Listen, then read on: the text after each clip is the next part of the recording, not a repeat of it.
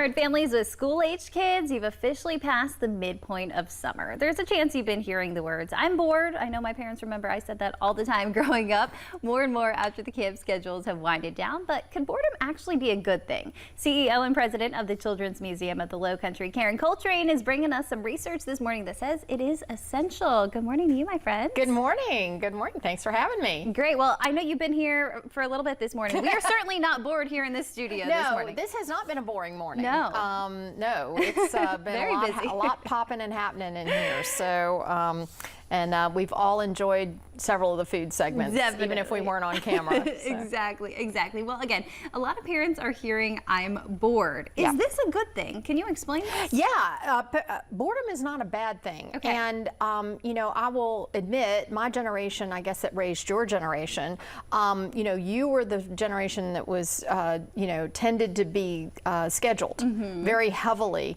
to avoid that boredom. Yes. And some research has come out, it's been coming out, but I'll reference one study, it's even from 10 years ago, but in the UK, and they found that boredom can actually increase children's ability to be creative and creative problem solvers. Interesting. So, and that's what we want. That's what we want as parents. That's what employers want in the future, is people who can think through problems.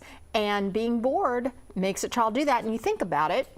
And again, we're starting to be grandparent age and think, well, when we were kids, we didn't have all that structure. We had more free play time. So, and that in that time, you had to come up with something. So that process of thinking up, what can I do to keep myself from being bored, is the precursor to later on being able to develop a creative idea.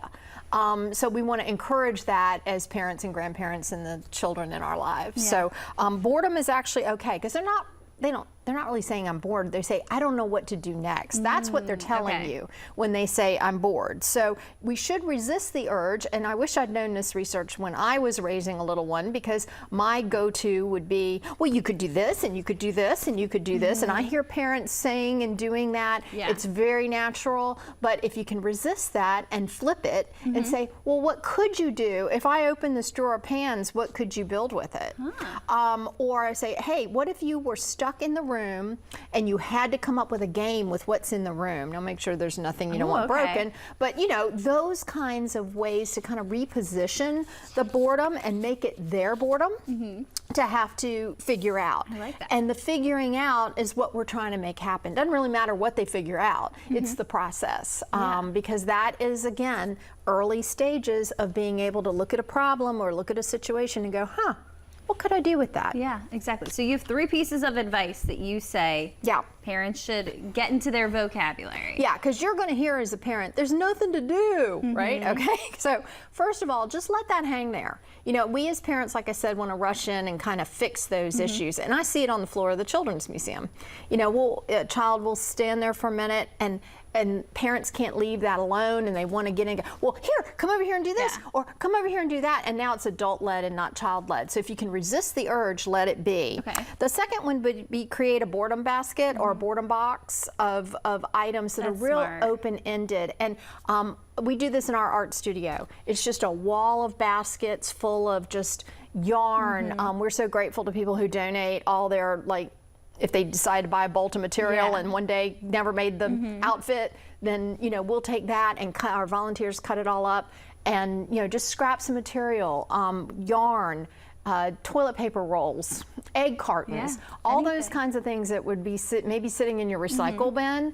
Pull them out and put them in there and say, do something with these. And you'll be amazed at what they'll do. The third one would be, like I said earlier, ask better questions, because again, I'm a fixer, I want to fix it. When a child comes to me with something, I have to really work to go, wait a minute, what could you make with these? Instead of, why don't you make a telephone with the instead let them do that. And can you invent a game, somehow with just what's in the room.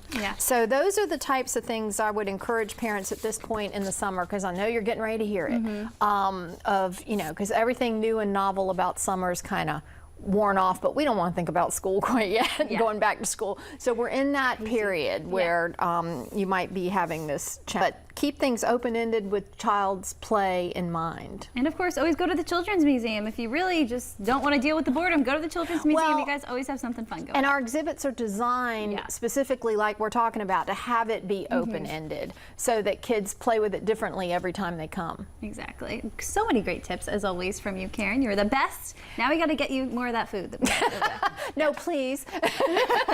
Karen, thank you so much Thank as always you. for being here. All right, now we're going to toss it over to Joey with our forecast. Joey, it is a hot one out there. It is.